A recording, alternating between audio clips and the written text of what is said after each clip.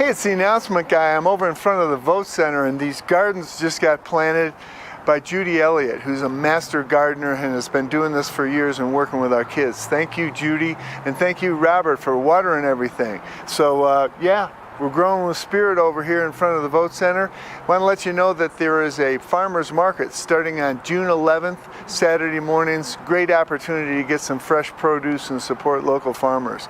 That's what's happening. Here's what's coming up. This Tuesday, June 7th, we start a 7-week class here called Prosperity Plus. We get a chance to deepen our awareness of our own prosperous life by setting intentions in 4 areas of our living while learning about the process of tithing and giving in service. It's a 7-week program. Also, part of the program includes beautiful, amazing videos from Mary Morrissey with sharing and exercises and conversations with me in class. I hope you'll consider joining us for Prosperity Plus. Hi everyone, I'm Reverend Carol. I am really grateful to be sober today and grateful to be the recovery minister here at Mile High Church. I want to let you know about a little workshop we're doing on Sunday, June 12th at 11:30 after the 10 o'clock service, and we're going to be talking about recovery. So whether you have a loved one who is suffering from addiction, whether you yourself might be having some questions, come and join us. We're going to be hopefully providing some answers, some resources, and if you're in recovery, please come and celebrate with us. Did you know that in the middle of the week, there's a happy place to go for amazing music, inspiration, and fun? It's Wednesday Night Live, a 45-minute service at 7 p.m. every Wednesday to give your week a boost. Join us in person or online. Here by the garden, happy summer, everybody. Life is good. We're just heading into Rainbow Day Camp. The world is coming to life. Life is good. All right, see you at the farmer's market. Hello, Mile High. Welcome to Sunday morning church. We're going to give you a nice little groove to just kind of settle in and relax. And if you feel like moving, please do so.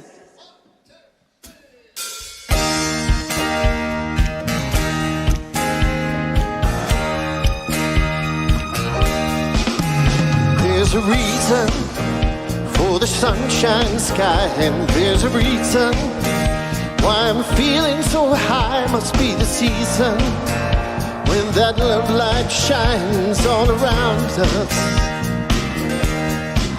So let that feeling grab you deep inside and send you reeling where your love can't hide, but then go stealing through the moonlit nights and your lover. And let your love flow like a mountain stream, and let your love grow to the smallest of dreams, and let your love show. And you know what I mean, that's the season. And let your love fly like a bird on a wing, and let your love find you to all living things, and let your love shine. And you know what I mean, that's the reason. There's a reason for the warm night sights, and there's a reason for the candle lights. Must be the season when that love light shines all around us. So let that wonder take you deep into space and lay you under its loving embrace, and feel the thunder as it warms your face. You can't hold back. Everybody! And let your love flow like a mountain stream, and let your love grow to the smallest of dreams, and let your love show. And you know what I mean, that's the season. And let your love fly like a bird on a wing, and let your love find you to all living things, and let your love shine. And you know what I mean, that's the reason. Just let your love flow like a mountain stream, and let your love grow to the smallest of dreams, and let your love show. And you know what I mean, that's the season. And let your love fly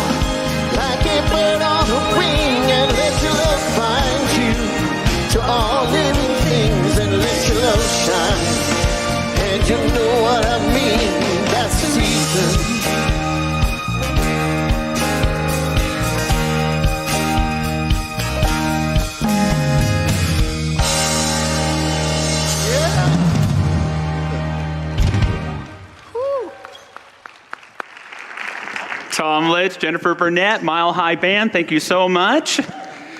Good to see so many of you up and moving this morning. Good morning, Michelle. Good morning, Josh. It's so great to see everyone here. It's graduation Sunday here at Mile High Church, where we honor our graduating high school seniors.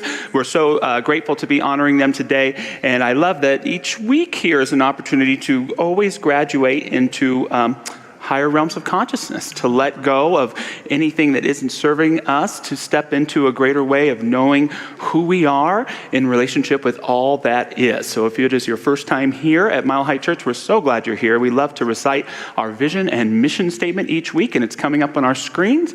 If you want to say it along with me, it goes like this. It's revealed. A world of love, peace, and abundance for all. Well, hold on. Let's do that over again. All right. They were excited. They're so excited. Our vision, oneness revealed. A world of love, peace, and abundance for all. Yes. And our mission, to serve as a spiritual beacon for personal empowerment and global enlightenment. What a joy it is to hear you recite that vision. Yeah, and mission. And part of what we're also up to right now at this time of the year is our ongoing work to be in the flow together. And so we want to remind you of the invitation that we're extending to anyone who feels called to join us in sharing their giving intention by filling out one of our giving intention cards this year. We have had, Mr. Mark Swan is going to put that, he already did, that slide up. We've already had over 200 cards come in from all over the Denver metro area, other states and countries, that we're acknowledging that we are a global community starting to reach out beyond just the Denver metro and including many states and Spain, España. So we're very grateful for that. And we just invite you to join these folks if you haven't, and to join Reverend Josh and myself in partnering with us to continue the momentum of this beautiful ministry going forward, continuing its growth and evolution, as well as taking a stand for your own inward flow. So keep in mind that as you fill out these cards, no amount is too small or too large, so let us know what your intention is. It just is a wonderful opportunity to anchor yourself in your own intention and to share your giving intention with our church. So we thank you. The cards are out there in the lobby. The containers for them are out there, and what a great time we're having. And we also get to come together each week in prayer. So today we're going to, as usual, take a moment to sing together. We're going to have a few moments of silence together. And then Reverend Carol is going to lead us in a beautiful prayer. So let's begin.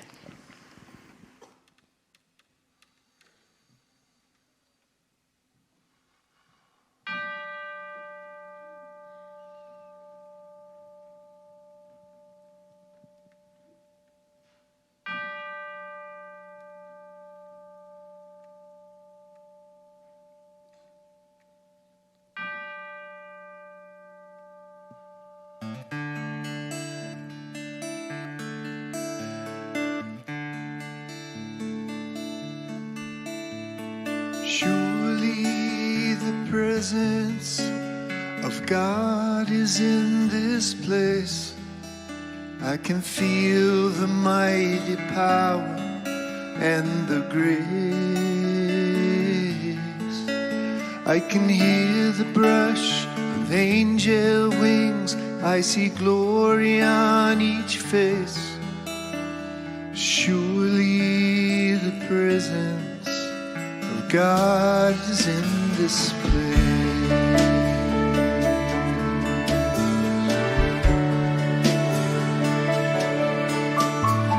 Surely the presence of God is in this place. I can feel the mighty power and the grace. I can hear the brush of angel wings. I see glory on each face. Surely the presence of God is in this place.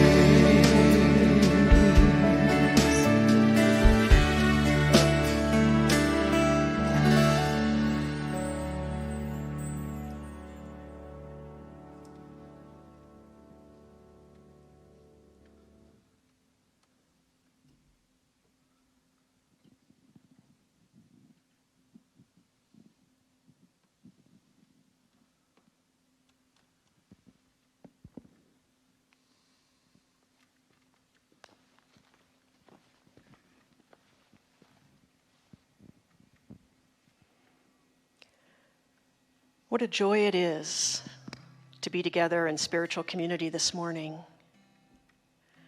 To just open up our hearts and our minds to that divine presence and absolutely know that it is here in this sanctuary, it's here on this campus, it's in each of our homes as we watch online, that it's in our community and in our world. And how grateful I am as we celebrate Pride Month in June, to celebrate the diversity of our spiritual community, to celebrate that divine spark that we each get to express uniquely. And how wonderful it is to be a welcoming community that welcomes all.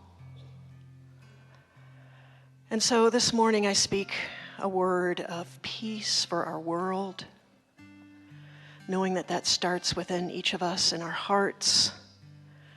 And as we take a deep breath in, we just breathe in peace and know that we have an opportunity to extend that and take that out into the world.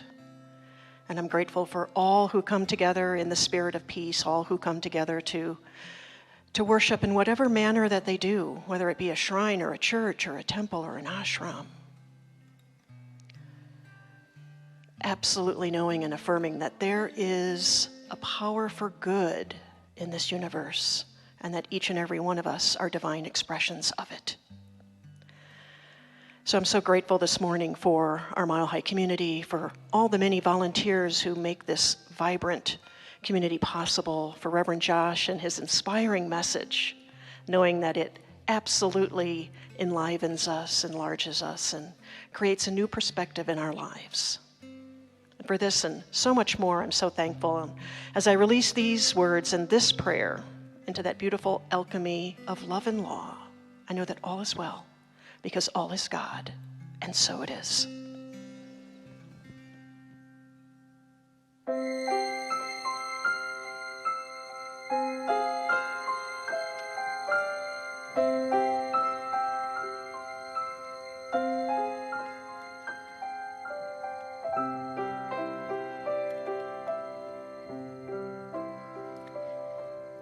It's not enough to know it.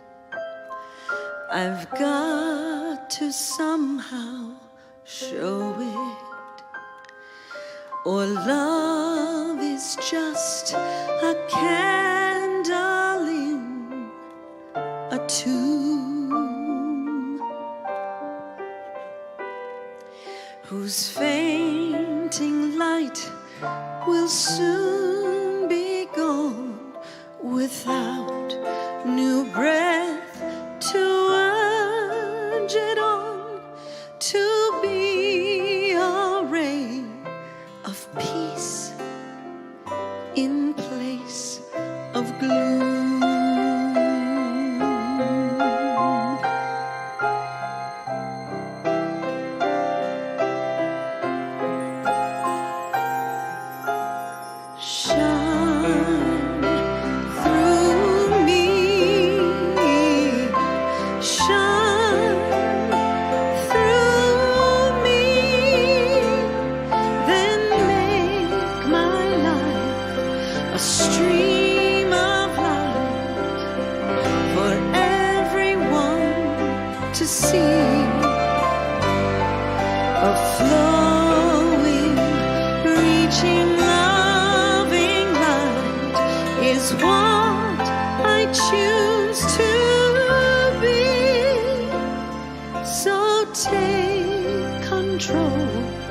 Ignite my soul and shine through me. The world is like a child that's lost in darkness all alone, who only needs the distant light to guide him safely home.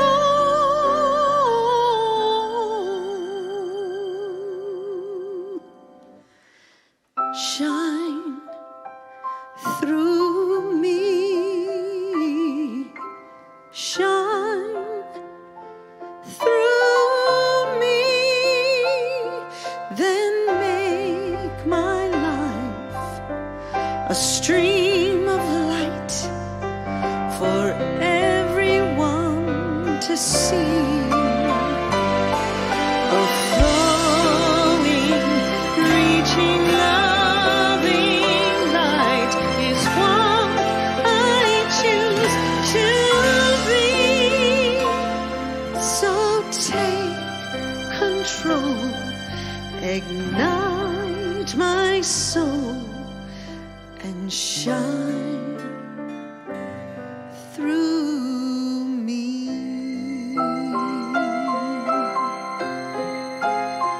Shine through me.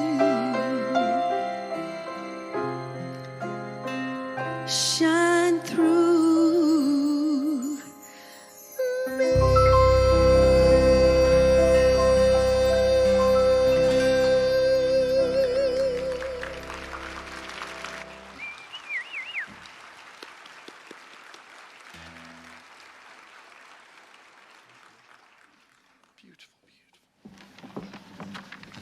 Good morning, everyone. It is my great privilege to introduce you to our high school graduate scholarship recipients today.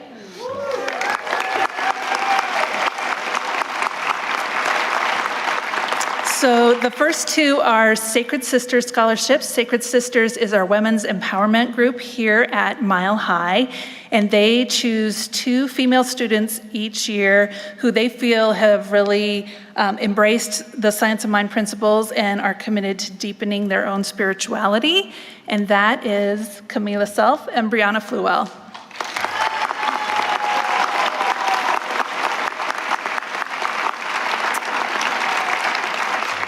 And we have 3 recipients for our H. Fred Vogt Scholarship. So Dr. Fred is the Minister Emeritus in Memoriam here at Mile High Church. And the scholarship really honors those graduates who have really been involved and made a significant contribution to the Mile High community. And that is Reed Brzezinski and Frankie Smith and Abby Smith.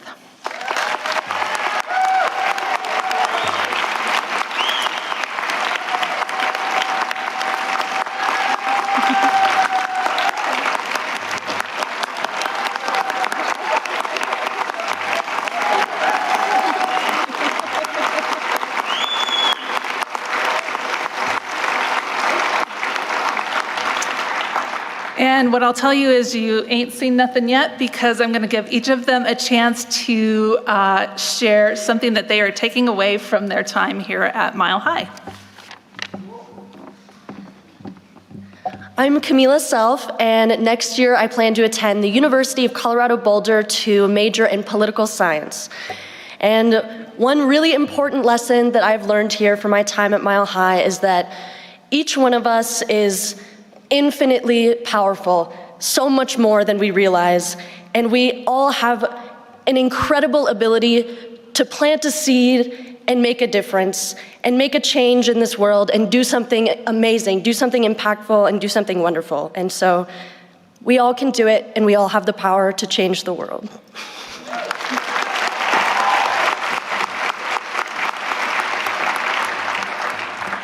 Hi, I'm Brianna Fluwell. In the fall, I'm going to be attending Macalester College to study sociology. And throughout all of my time here, I've really learned how to better accept and understand and welcome other people. But beyond that, I've also learned how to better accept and understand myself and welcome all of the unexpected changes that life brings.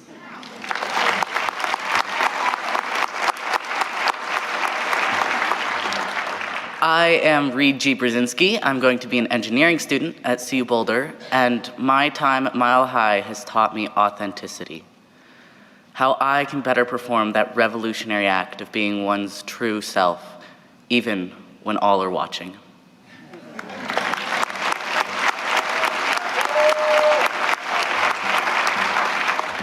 I'm Frankie. I'll be going to South Metro Fire Department for an EMT class.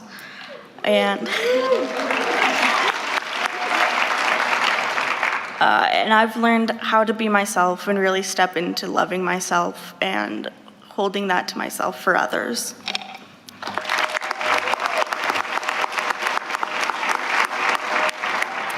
I'm Abby Smith, and next year I will be going to Metropolitan State University of Denver for a degree in early childhood education. And Mile High Church, Mile High ignited my love for working with young children and has taught me many ways to compassionately work with little kids, and I look forward to taking that into my future.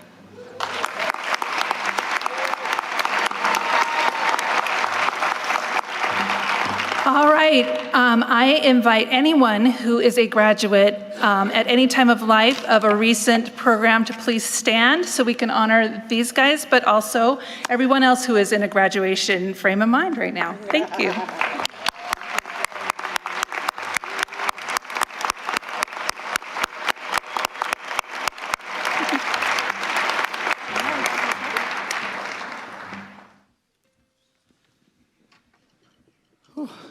It's getting hard to remember my own graduation. It's a long time ago. My oldest is coming upon their 10th reunion.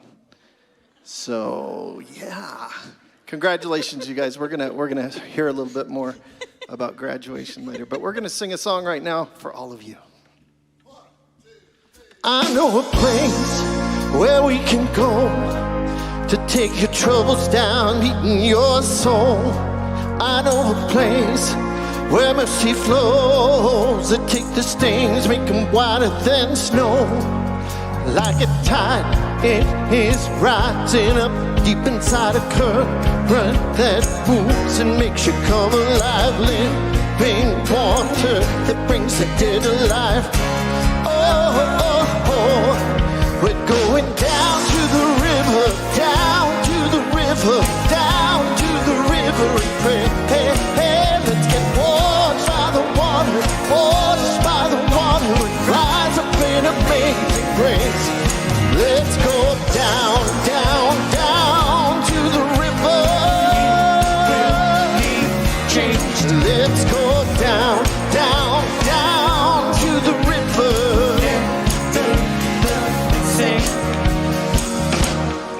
I've seen it move in my own life, took me from dusty roads into paradise. All of the dirt, all of my shame, drowned in streams that'll make you born again. Like a tide, it is rising up deep inside a current that moves and makes you come alive. Living water that brings the dead alive. Oh, oh, oh, we're going down to the river, down to the river, down to the river and pray. Hey, hey, let's get washed by the water, washed by the water and rise up in amazing grace. Let's go down, down, down to the river. Let's go down, down, down to the river. Let's go down. Ooh, ooh, ooh. Let's go down. Ooh, ooh, ooh. I'm going down to the river, down to the river, down to the river and pray. Hey, hey, let's get washed by the water, washed by the water and rise up in amazing grace. Let's go down, down, down to the river. Let's go down, down, down to the river.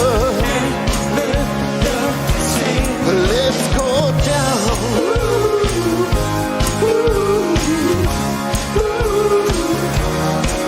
Let's go down.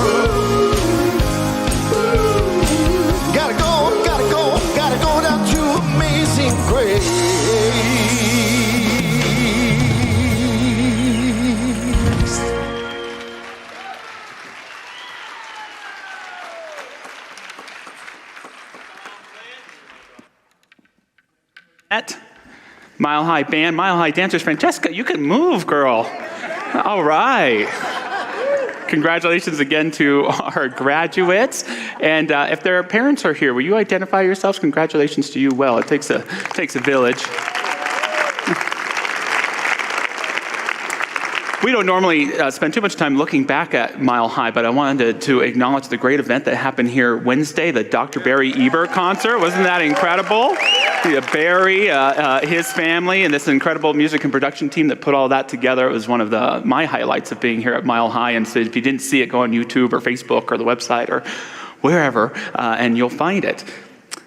I am grateful to be able to continue Dr. Michelle's wonderful series for our Adventures in Prosperity program, Infinite Flow. And this morning's message is moving against the flow.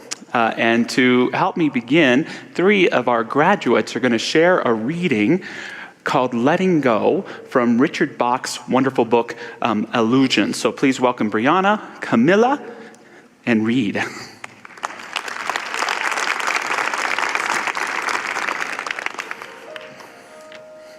Once there lived a village of creatures along the bottom of a great crystal river.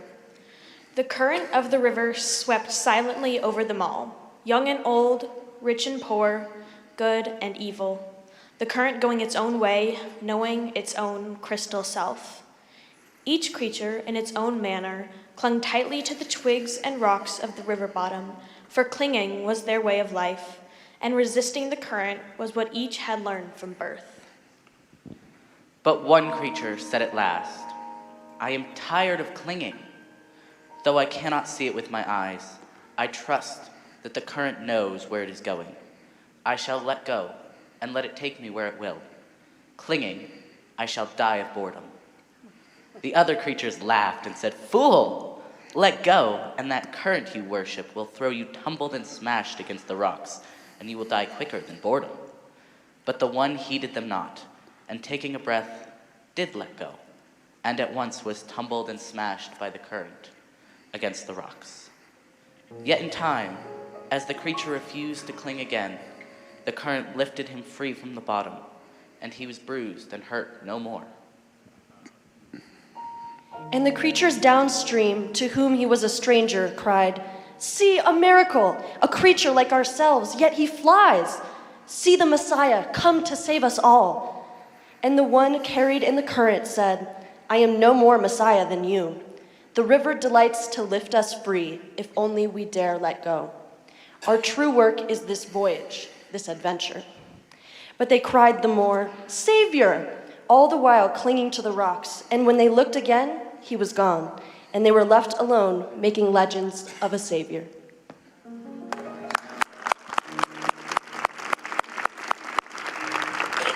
Thank you so much. Our hands are getting sore this morning from all the applause.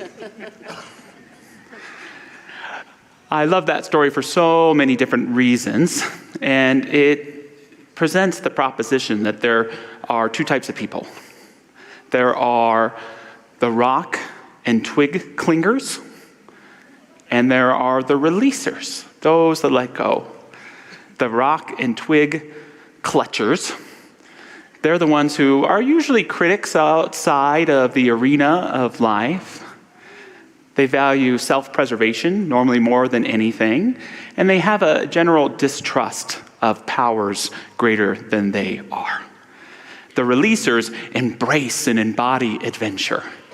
They don't know where they are going, but they trust that something is taking them there. And they tend to believe that there is a power for good guiding them through the process. Now, I think if a lot of us really thought about it, we would probably come to the conclusion that most of us are both, clingers and releasers.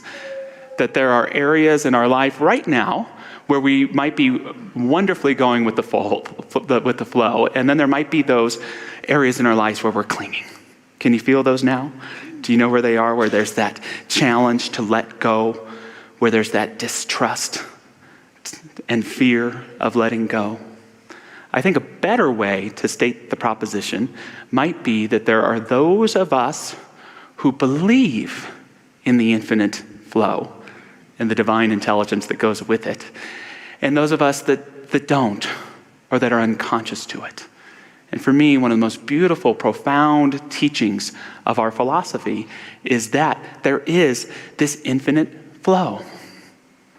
There is such thing as an infinite intelligence, as a divine guidance around us all of the time. That this thing we call God or Spirit is real. And when we learn not just to recognize it theoretically, but to really give into the flow, it adds a dimension to life that can take us to new heights and new levels of understanding. The Tao Te Ching, ancient book of Chinese wisdom, one of the oldest religious texts there is, says, "The supreme good is like water, which nourishes all things without trying to. It is content with the low places that people disdain. Thus it is like the Tao. In dwelling, live close to the ground. In thinking, keep to the simple. In conflict, be fair and generous. In governing, don't try to control. In work, do what you enjoy. In family life, be completely present. When you are content to be simply yourself and don't compare or compete, everybody will respect you." And the piece I want to point out is that idea that the water, the flow, it's even at the lowest point. Even when you are at your lowest, there is a momentum available to carry you forward. And when you are in the flow, you are able to live not just among it, but it lives as you to bring about your best self. So consider those places in your life today where you're clutching, where you're stagnant, when you're unsure, where you're in distrust, where it's so challenging to let go. And consider with all of us together today that there is a divine intelligence, a divine love, a divine courage, a divine truth that is not alien from who you are, to the very truth of who you are. Get into it. Step into it. Swim into it. Dance into it. Let go into it and let it reveal the higher path and the deeper truths of who you are. The message title today is Moving Against the Flow, so it has kind of a negative connotation, but I want to be fair and give some tips to begin today on how to move against the flow in your life.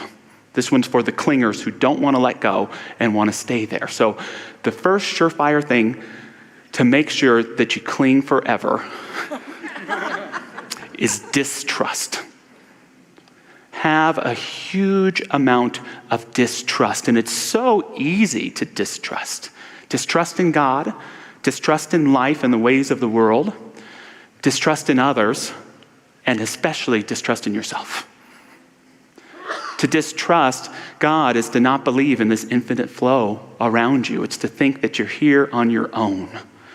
To distrust the world and the ways of life is easy to do. You know, Games of Thrones only had it half right. The night is dark and full of terrors, but if you look at the news, the daytime's pretty dark and full of terrors too. Easy to distrust the world. Other people. Sometimes we wonder, why trust anybody? When we're let down, when we're insecure, when there's conflict or things aren't working out, why trust people in the first place? And then ourselves, this mess that is myself. Or as Whitman said, so I contradict myself, I contain multitudes. You know, if you want to be in distrust, you have to develop what Freud called the superego. And that's that kind of parent consciousness in your own head that is your imagination of your most angry caretaker's voice shouting at you through a megaphone, telling you you're doing something wrong. Don't trust yourself. Listen, shape up. Get there. Make that louder and louder, and you can be in distrust as long as you want. The way to move forward in life is to trust or to be willing to do whatever it takes to build trust. That's how we move forward. So if you want to stay still and stagnant, stay in distrust. It's the surest place to make sure that no change ever happens meaningfully in your life. Second, blame. If you want to cling forever and you want to stay stagnant, blame everyone. What a wonderful spiritual principle that there's enough blame to go around. Blame your parents, blame their parents, blame your kids, blame your spouse, blame your exes, blame yourself. Blame, blame, blame, blame. It can keep you from taking responsibility for your life. Douglas Adams, the great writer, once said that when you blame others, you give up your power to change. Inspirational for those who are wanting to take responsibility and make an impactful change in their lives. But for those of us that want to stay stagnant, there's another piece of wisdom here that yes, we can't stop change. It's going to happen eventually, but we can delay it for a long, long while by blaming others for our state of being, our state of consciousness, our state of living. It's going to change eventually, but we can stay here for weeks, months, and perhaps even decades in the same stagnant uncertainty and unhappiness. Lastly, if you want to stay stagnant, make sure that you make worry the creative power in your life, the central creative power. Worry about what you're going to do today. Worry about what you did yesterday and if it was the right thing. Worry about how much money you have. Worry. Get caught up in it. And you might see, if you get so caught up in this worry, you might eventually get to the point that even when there's nothing to worry about, it becomes a cause for concern. Because it begins to drive our lives. And what you never want to do is you never want to ask yourself the question when you're in worry, what if I took all of this energy I took into worrying and anxiety and procrastinating and actually put it in to being courageous and being clear and being as decisive as possible? Wow, the difference in my life that might make. And if I want to stay stagnant, I should never do it. George Marshall, a hero of mine, a great general during World War II, was the chief of staff of the military. So just a few logistical decisions to make here or there during World War II. And he said of decision makings, I've had to train myself never to worry about a decision once it's made. You worry before you make it, but not after. You make the best judgment you can about a problem, then forget it. If you don't, your mind is not fit to make the next decision. Inspirational for me to make decisions and move forward, but for those of us that want to stay and worry, again, that's the key. Never accept the decision that you've made. Keep procrastinating, and you'll stay stuck right where you are. Now, I do want to move into the other side of this with some tips for moving into the flow in your life. But it is graduation Sunday today, and I want to take some time. I don't get asked to do a lot of commencement addresses, so I wanted to give some advice to our high school graduates. Where are they? We're over here, there. They're all in teen groups, so they've all heard of this the last service. So Stacy, I'm directing this at you, our incredible youth director. But this is what I want them to hear. I just want to share a few misconceptions that I had when I was graduating high school that have changed and evolved over time. And the first thing is we often hear when we're graduating, you have your whole life ahead of you. You have your whole life ahead of you. And firstly, we don't know if that's true. But secondly, what they don't tell you is that long, slow churning of time that it takes to get to graduation, once you graduate, it starts to go a lot faster, doesn't it? Before you know it, this idea of a whole life goes by like that, and you're going, what the hell happened here? Right? So don't fall into the trap of thinking you have your whole life ahead of you, but instead seek to experience your whole life every day. At the end of the day, stop and ask yourself, did I live a whole life today? Was I who I wanted to be? Did I spend the time telling the people I love that I love them? Did I keep to my values, my virtues, and my principles? Did I have a moment of awe? Did I have fun?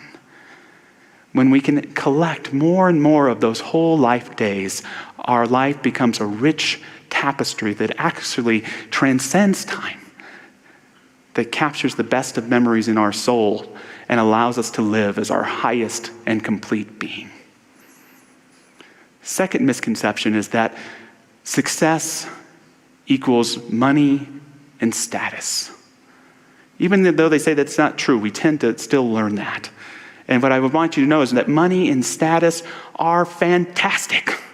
Accomplishments are great. Having money is great. Achieving great things is awesome. Do all of those things, but I've learned in my life that those have nothing to do with success. That success is really only about one thing, and that's quality of relationships. Quality of relationships. When it's all said and done, did the people I love know how much I love them? And did I open my heart enough to receive real, true, and valid love from them? Did I, even in the midst of the conflicts and the uncertainties and the tears and the grieving, the letting go and the holding on, here come our teens. Listen up, everybody, I'm talking to you. In the midst of all that, did I honor the quality of relationship? And lastly, and this one may sound a little bit weird, but it's this idea that in order to stick out, you have to reject the ways of the world. You know, when we hit those teenage years, we want to be free. We want to be independent. We want to embrace and embody our uniqueness. But I think it's the wrong route when we see or think that what we need to do that is to reject the ways of the world. You know, build a little cabin up in the mountains and never leave, right, somewhere and just do our own thing.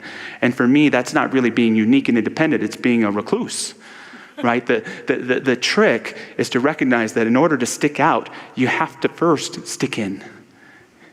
You have to recognize the ways of the world. You have to recognize the way people behave. You have to see the good and the bad of all of it and step into it, not to allow it to possess you, but to be that unique presence that you are that helps transform, uplift, and evolve it. Then you express and become that great uniqueness of who you are. Alan Watts, the great counterculture philosopher, said a couple profound things to me that I read when I was 18. And the first thing that he said is that we don't come into this world.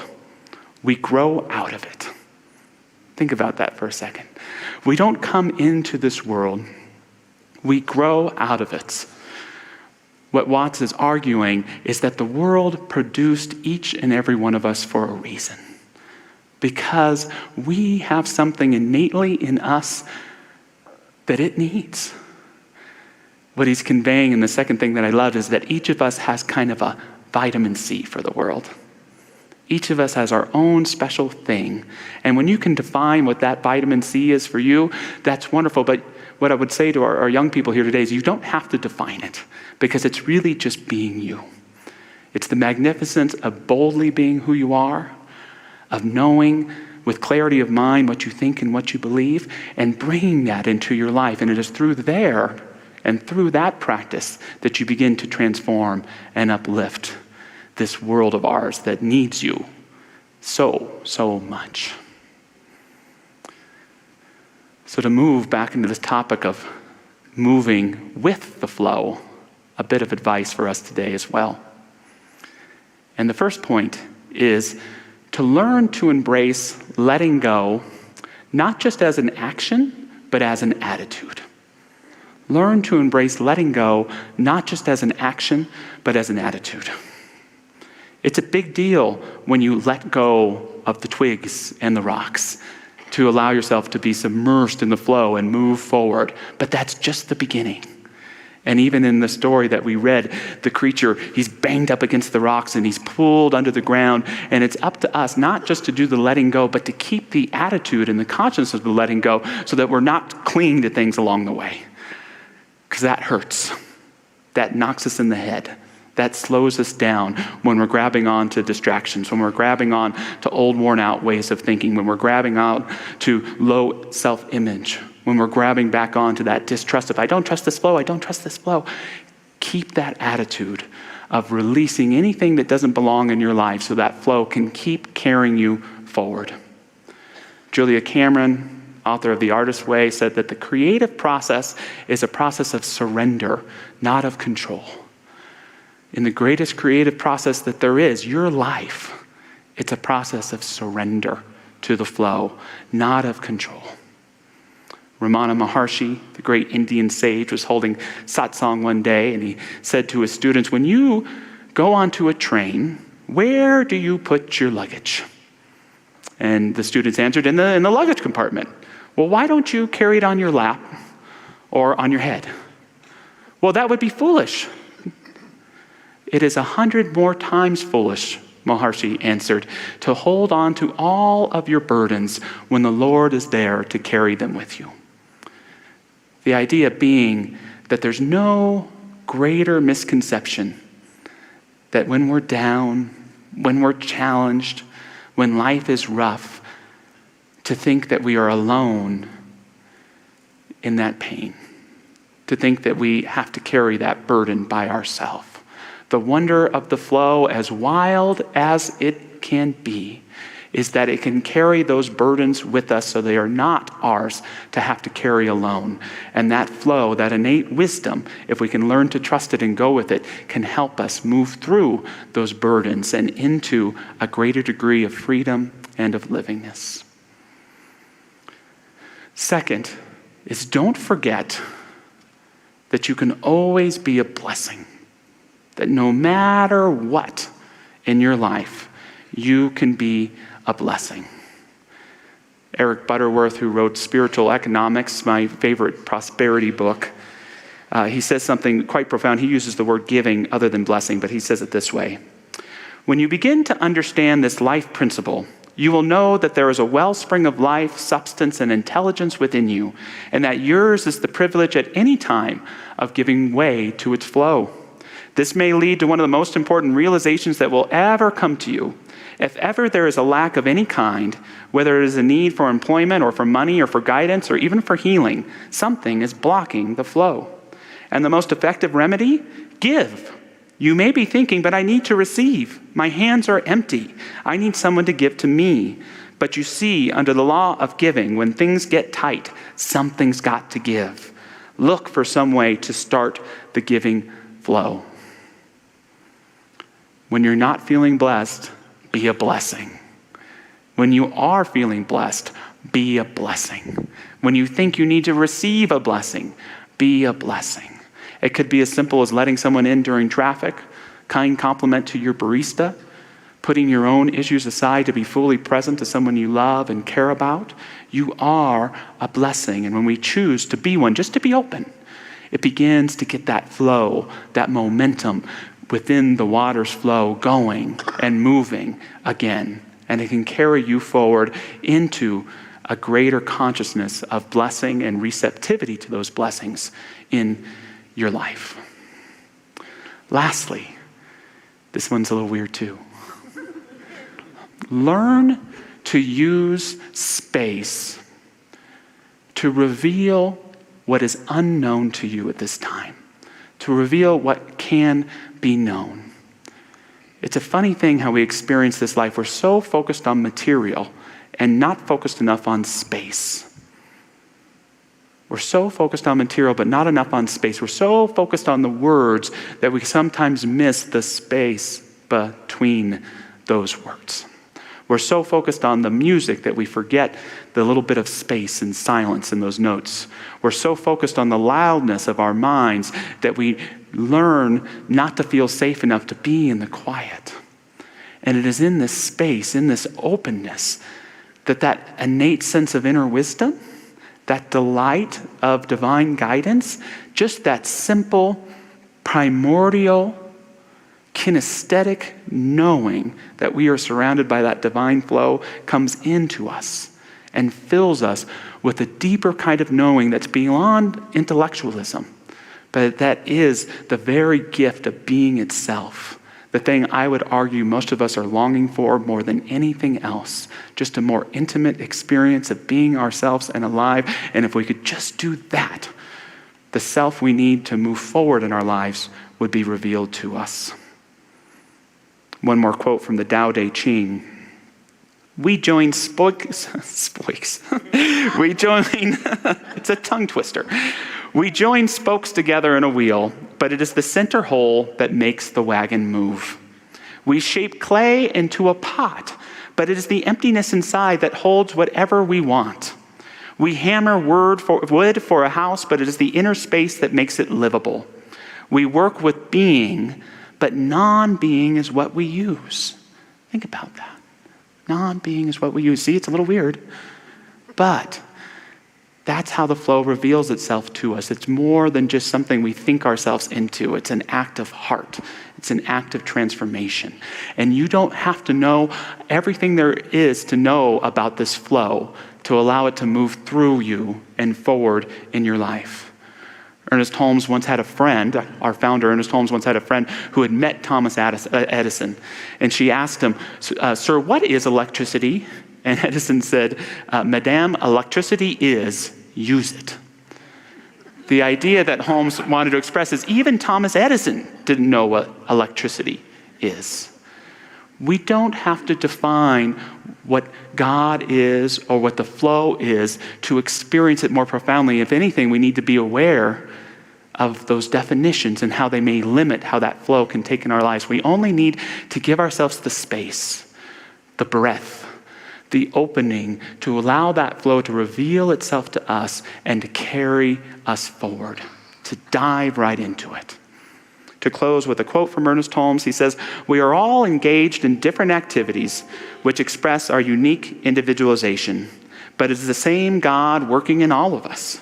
One power is working, one life is expressing, one energy is animating, one presence flowing through, and one law controlling each of us." So as we move into prayer, I invite you to create that space within yourself, that home in your heart for the divine, infinite flow to enter, to welcome it in, to ask yourself, what does this one power, this one life, this one energy, this one law have to tell me about my life right now?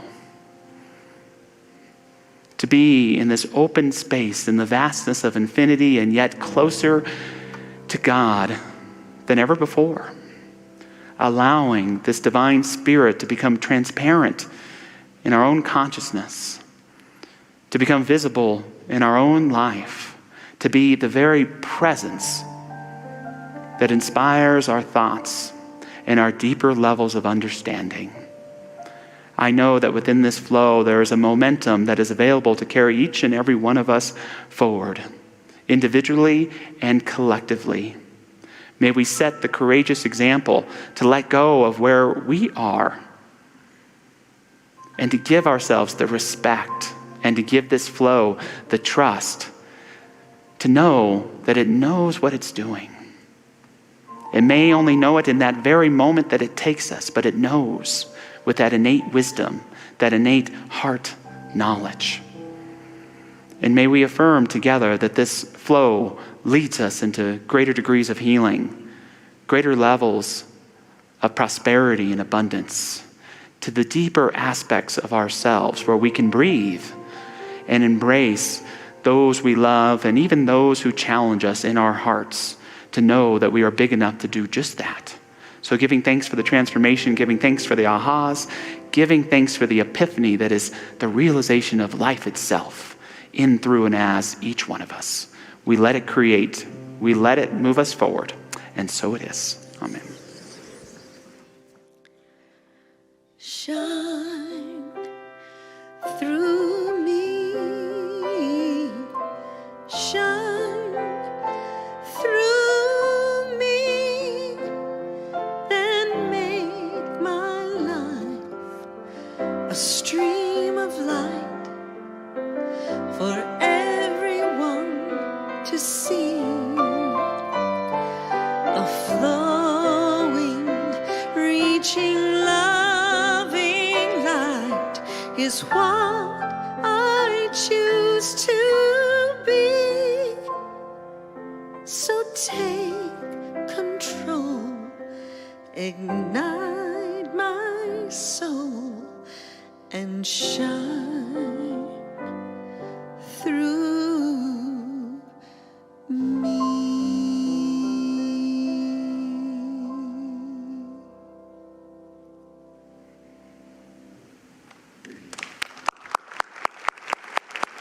A beautiful song.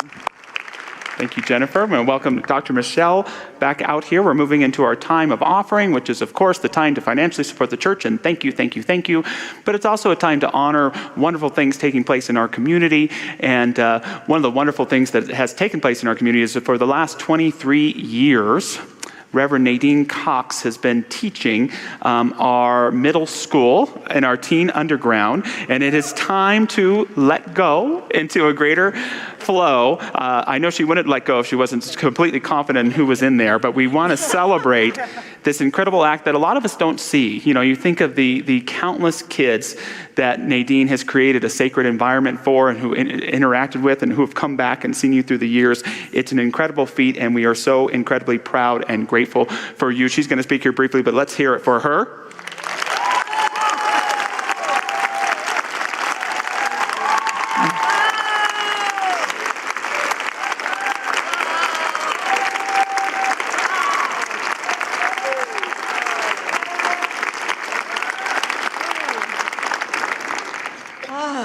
Wow.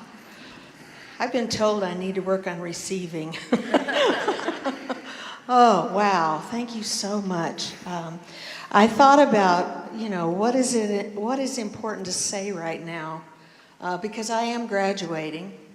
I am graduating into something else and leaving youth ministry, which has been very emotional. It's a very emotional time after 23 years. What I know for sure is that Mile High Church is a place of transformation. That is a word that came to me when I was thinking about what was important to say. Because I showed up here on antidepressants, not knowing what to do with my life, and having lost everything. So I decided to take a Science of Mind 1 class. Yes. I volunteered in kindergarten as a helper, just to be a support for the teacher.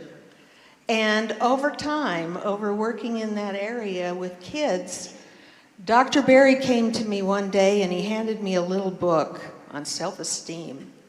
And he said, "Why don't you start a middle school class?" So I started with one little boy. And by the time we got our own space and moved into the teen underground in that middle school room, that day, that Sunday, we had 48 kids show up. Wow.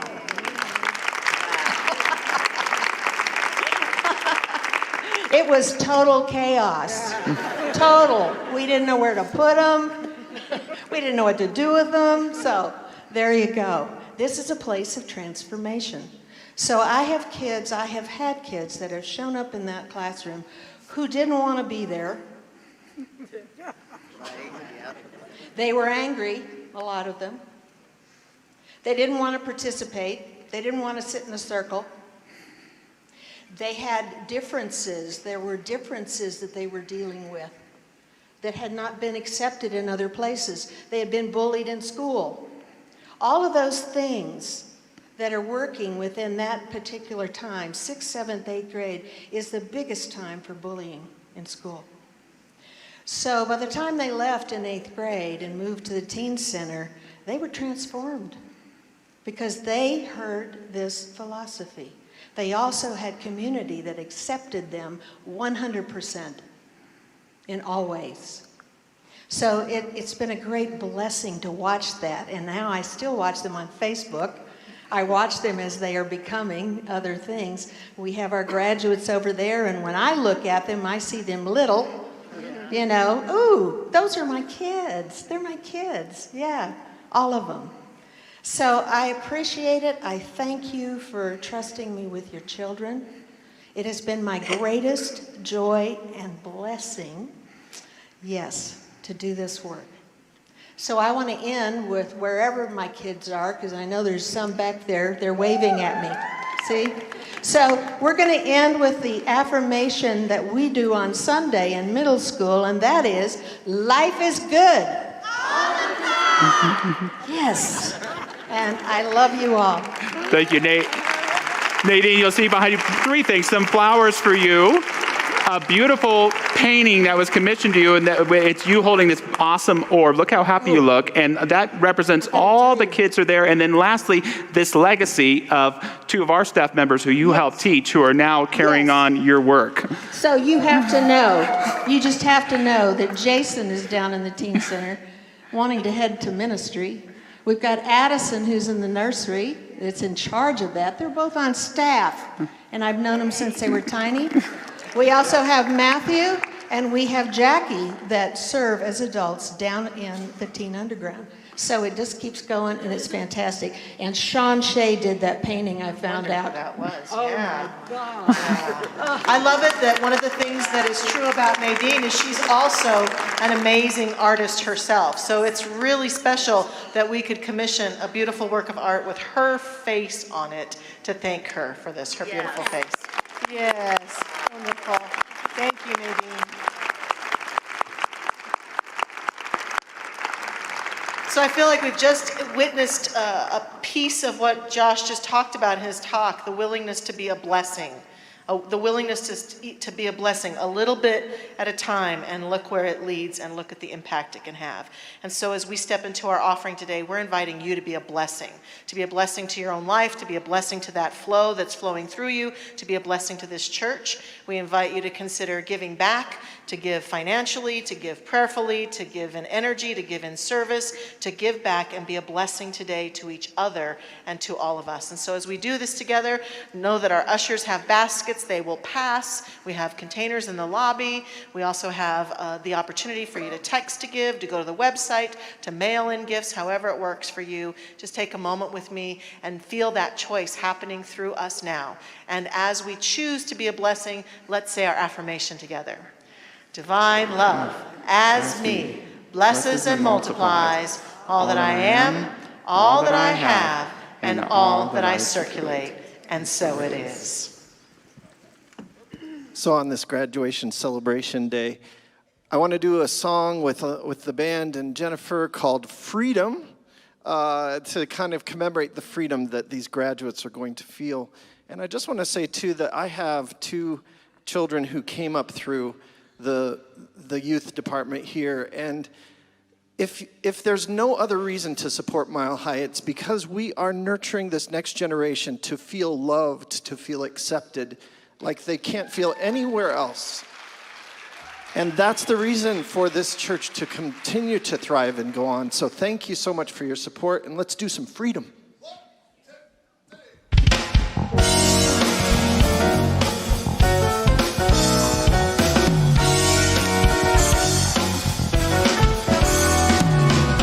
I get the feeling that I've got to grow. Love keeps me running to the me that God knows.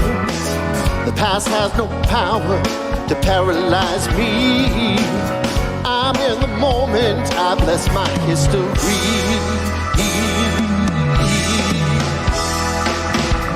Ain't nothing holding me down.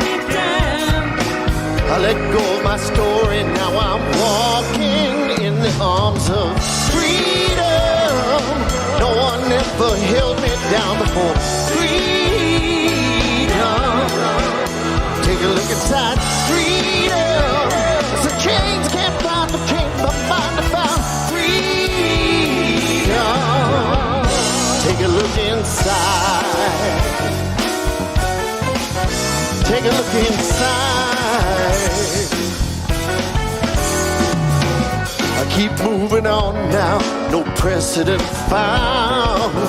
My revelation is the spirit I'm bound. The past has no power to paralyze me. I'm in the moment, I bless my history.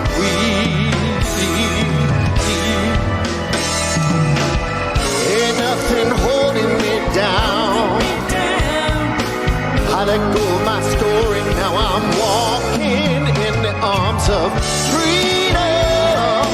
No one ever held me down before. Freedom. Take a look inside. Freedom. I said change can't bind the chains, my mind about freedom. Take a look inside.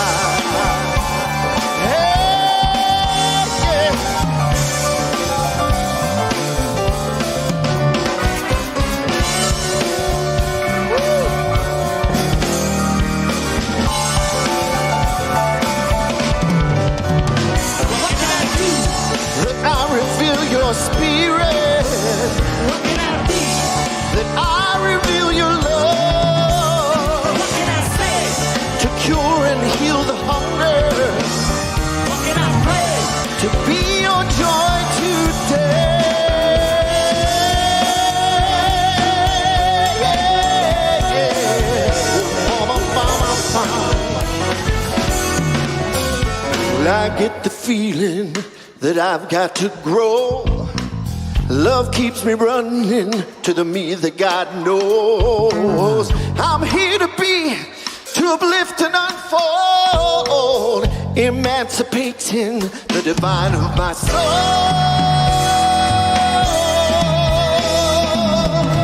Ain't nothing holding me down. I let go of my story now. I'm walking in the arms of freedom. No one ever held me down before. Freedom. Take a look inside. Freedom. It's a change that mind to change my mind about freedom. We're talking about freedom. No one ever held me down before. Freedom. Take a look inside. Freedom. It's a change that mind to change my mind about freedom. Take a look inside. Take a look inside. We're talking about freedom. Oh, oh, oh. Oh, yeah.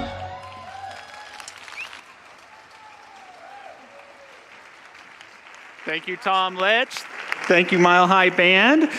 Congratulations again to our graduates. I know my wife and I are especially grateful to see our son Gavin on that list and his picture there.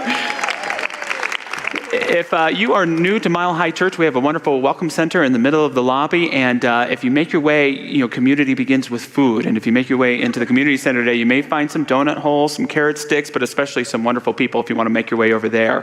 Our incredible prayer practitioners are making their way to the front of the stage here to know and affirm great spiritual truth with you. If you need reminding here, if you're watching online today, you can send an email for a prayer request, reach out online, and we're happy to support you as well. And I'll be in the Welcome Center today to greet you and say hello. I think you'll be over in the Community Center. And of course, Josh will be out there getting hugs for that great talk he just gave, huh? So hug on him, yeah. Yes.